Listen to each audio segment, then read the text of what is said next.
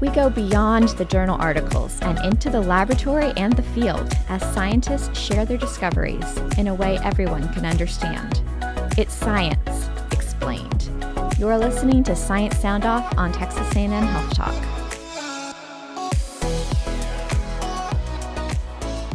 Welcome to Science Sound Off. I'm Christina Sumners. And I'm her co-host, Tim Schnettler.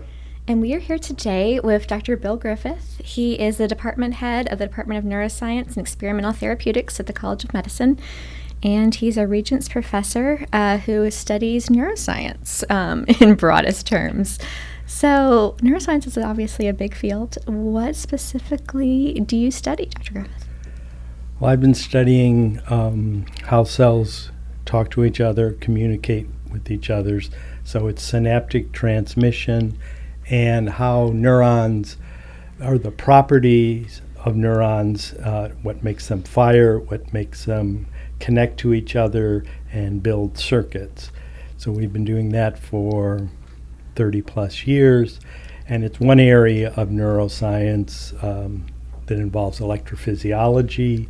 That's electrical recording of nerve activity, and we do that in several different preparations, often ex vivo, and then record activity and test drugs. And specifically, my main interest has been studying age-related changes in neuronal activity for the last 25 years, because we all have relatives or friends that are sharp as a tack into their 90s, and then we also have individuals that are impaired much earlier than that. So why do some individuals age well and some individuals age poorly? We just don't know that. So we hypothesized that it had to do with neuronal properties and synaptic transmission and circuits.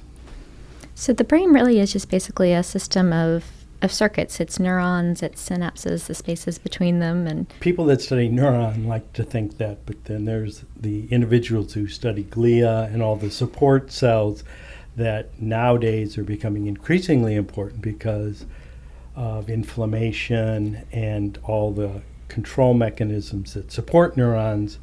That's equally as important nowadays. But yes, historically, we thought the brain just contained neurons. That was the important part, but actually it's much more. It's the whole system.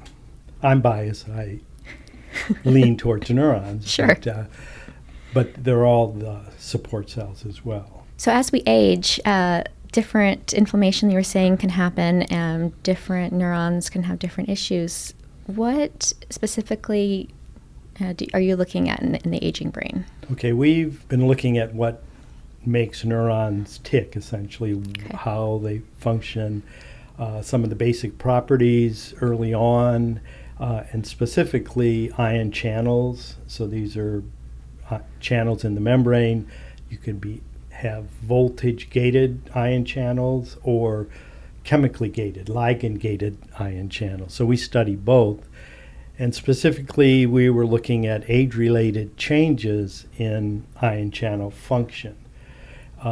We did that for many years, and then we focused on calcium changes because back in the mid-'80s, there was a calcium hypothesis for aging because it was thought that calcium homeostasis, intercellular calcium homeostasis, was disrupted.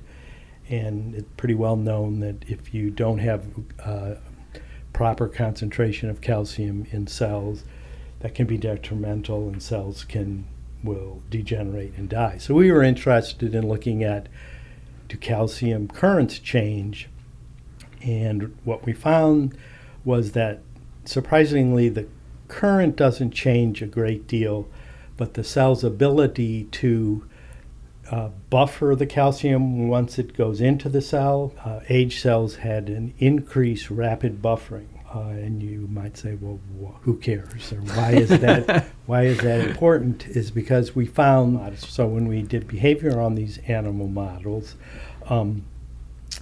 we could test cognitive impairment in several different, there's a Morris water maze test, and there's a Barnes-Maze test, which studies spatial memory. So what we found was that during aging, some animals become cognitively impaired and some don't.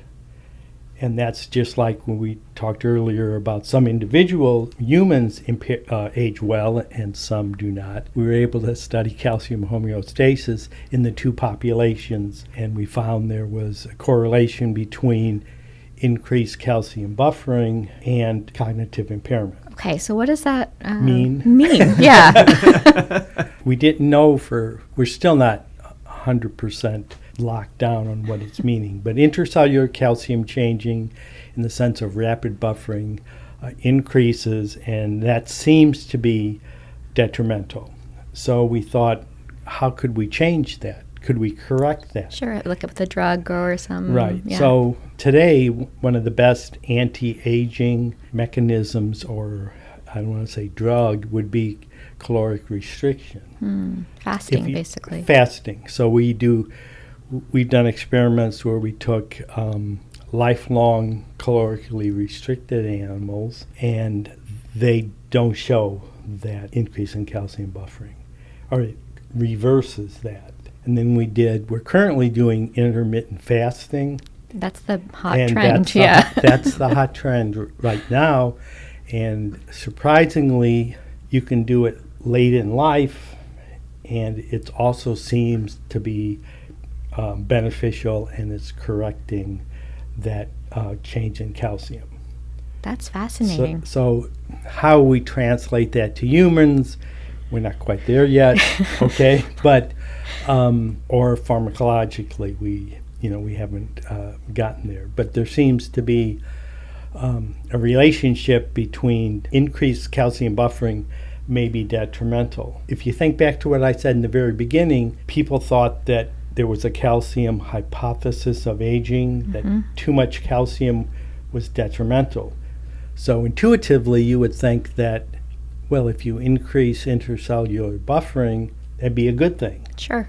But it maybe is too good. It buffers too much. We've looked at a long time for the caveats for intracellular organelles like mitochondria, ER, and that doesn't seem to explain the rapid buffering. This is such a fascinating area of work. Can you tell us a little bit about how you got involved? Is there a family history that led you into this, or what was the reasoning behind getting into this area of research? Anything like that? Father passed away from dementia, probably Alzheimer's, but we didn't do an autopsy. So, but even before that, I was interested in the nervous system and how cells talk to each other and communicate, and the circuits. And then back in the early 80s, I got interested in Alzheimer's disease, the part of the brain in animal models that die off in humans. These are cholinergic cells. They have acetylcholine as a neurotransmitter. So there are nuclei in the brain, the basal forebrain, that these cells die off in humans. So I thought nobody studied these really in detail, so maybe that would be an interesting, and that was in the mid-80s, and I've been studying that area ever since.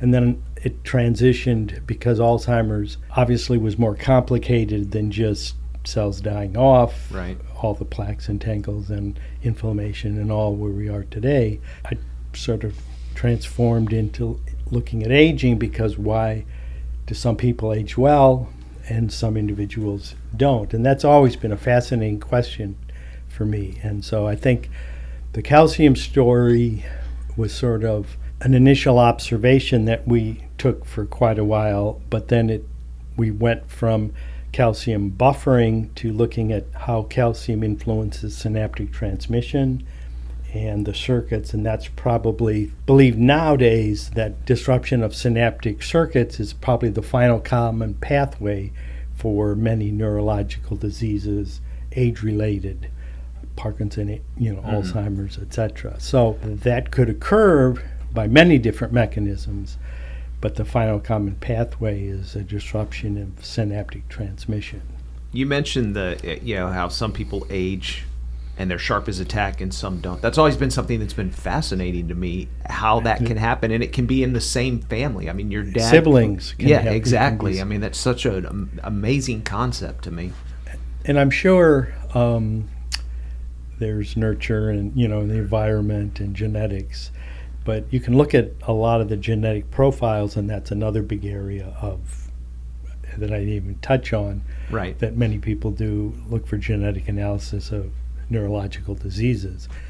And that's very important. That's a big component, but there has some environmental factor also. But it is always been interesting that why do some people in the same family age well and some don't. So I think it's all synaptic transmission myself.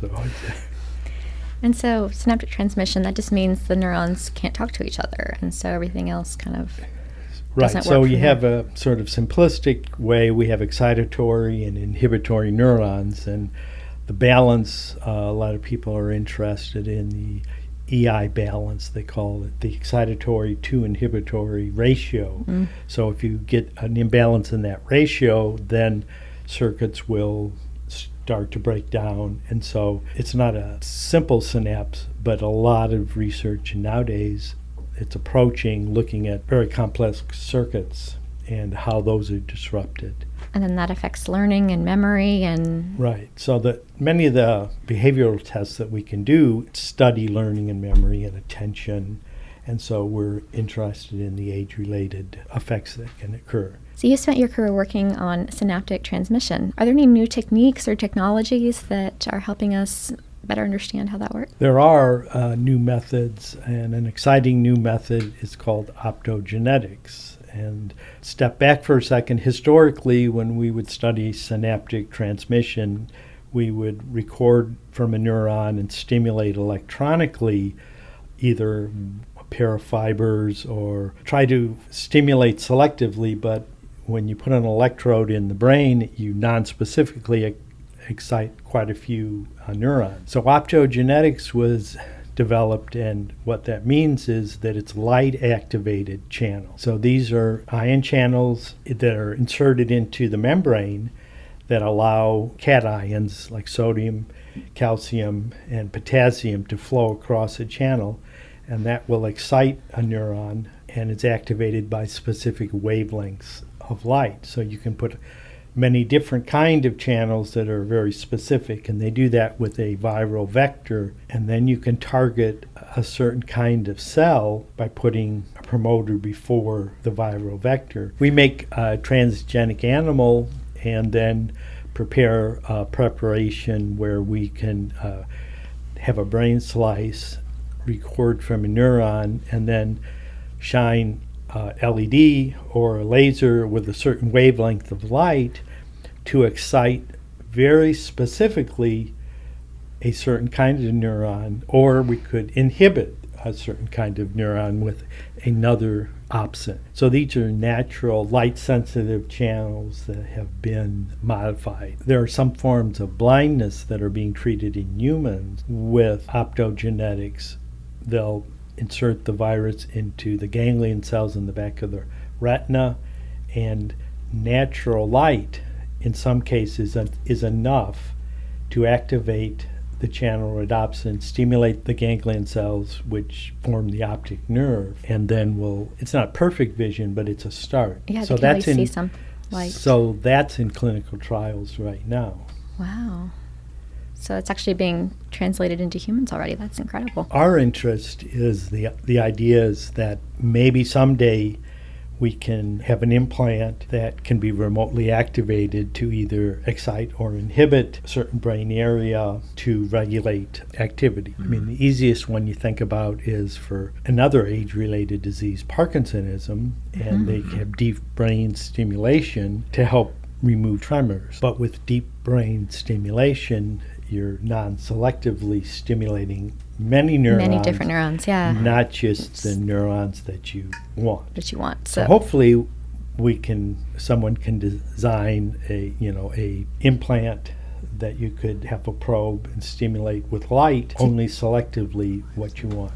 and to have the same effects of Yes. stopping the tremors. And Right. so you are a co-lead on an X grant proposal that's been recently funded. And what is that? What will you be doing? Well, this is an interesting grant, we think, because we're trying to design a closed loop system such that we not only can record brain activity, but when we reach some threshold, high or low, that will turn on a optogenetic stimulation to correct that neuroactivity. Simple example, and what's been done before, is an epilepsy. Okay, so you can monitor an animal with any number of ways. Let's say as simple as an EEG. Once the EEG reaches a certain threshold of activity, spiking for right, epilepsy. that will essentially that will be recorded, turn on a light, and then inhibit the activity. Right. And you can do that in milliseconds. That's so cool. That's been done in animal models a lot, and I think there are some therapies now being developed for humans. So ours is analogous to that in the sense that we were looking at, the main focus is not age-related, it's PTSD and other Really? Okay.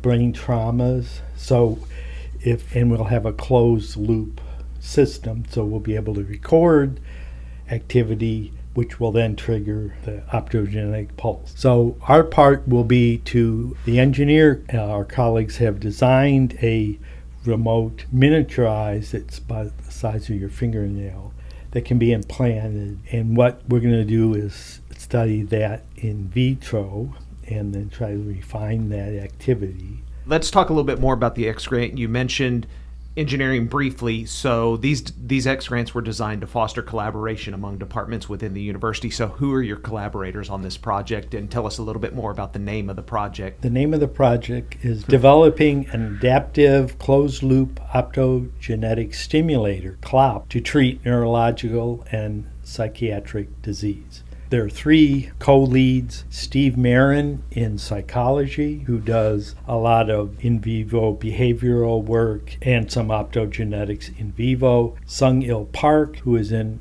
electrical engineering, designed the original remote miniaturized optogenetic stimulator; and then myself in neuroscience. So the idea is that we have a remotely activated optogenetic stimulator that we could stimulate, but we don't have the recording setup designed to record a signal that will then in turn automatically stimulate the LED. Mm-hmm. And he has a system that has multiple LEDs, so we can excite or inhibit depending on the signal. And that's Dr. Park in engineering that has that? Yes. Okay. It's the electrical engineering that is... It's the Department of Electrical Engineering, Right. Then in Department of Psychology, and then Department of Neuroscience and Experimental. And how was this collaboration born? I mean, how did y'all all get together and do this? Well, that's an interesting. We in the first round, this happens to be the second round Right. of the X grants. In the first round, we actually both put in, Steve Marin and myself, separate projects. Okay. And we used the same engineer. as your collaborator. So we felt that we were working against each other. Sure. And so in the end, we decided, let's unite and we'd make a better product. Right. And sure enough, it was funded. Yeah, obviously that approach worked. Well, we were doing very similar things with the same third party, so it made sense to do it that way. Put them together, yeah. So what I'm going to do is work with the engineers for the recording piece of the puzzle, and that's easier to do in vitro, than before we take it to the whole animal. So that's the big picture, and then use that for psychiatric disease like PTSD. Also, fear conditioning. I don't know if you know what that is. Can you explain that for those that don't? Fear conditioning is when you learn or you have a stimulus that predicts or you're inclined to have a fear response in in response to some stimuli. So for diseases like post-traumatic stress disorder, something will trigger a fear response. Right. Even innocuous So- things. Right. that- Yes, will trigger a response. So there are parts of the brain that the amygdala, which is involved in that. So you can train a subject to any number of ways to anticipate a fear response. Right. Okay, so the idea is that clinically it would be great if we could detect that response and then turn it off before it gets out of control. Right. That's the big picture again. So we can do that in animal models. And hopefully eventually in humans with Yes. PTSD. And, Right. That's Yeah. and there's a small component of human work in this also, and that is at the very sort of at the end with brain scans. And I don't think we're going to get to using optogenetics, but more of the fear conditioning and etc. So the engineering component of this is really interesting to me. How are you going to be collaborating with them? I mean, how does neuroscience and electrical engineering, how do they fit together? Engineering is a very important component of medicine nowadays in general, and particularly neuroscience, and that's only increasing. So two main collaborators in engineering will be Dr. Park, who is the hardware expert and has designed the hardware, and then Dr. Jung is the software. He will develop use machine learning tools to develop software that will take in the signals that we record, massage those signals into a way that we can use them to excite or inhibit through the hardware. So we have two components of engineering, hardware and software in our extra grant. And we hope to, like I said, do first the in vitro work with my lab and then take it to the whole model. Well, thank you so much, Dr. Griffith, for being with us today. It's been great to talk to you. Well, you're welcome. I enjoyed it. And thank you all so much for listening to Science Sound Off, and we will see you next time. Thank you for joining us on Texas A&M Health Talk, a production of the Texas A&M University Health Science Center. Visit us on the web at vitalrecord.tamhsc.edu, where you'll find answers to all of your health questions. Until next time, stay healthy.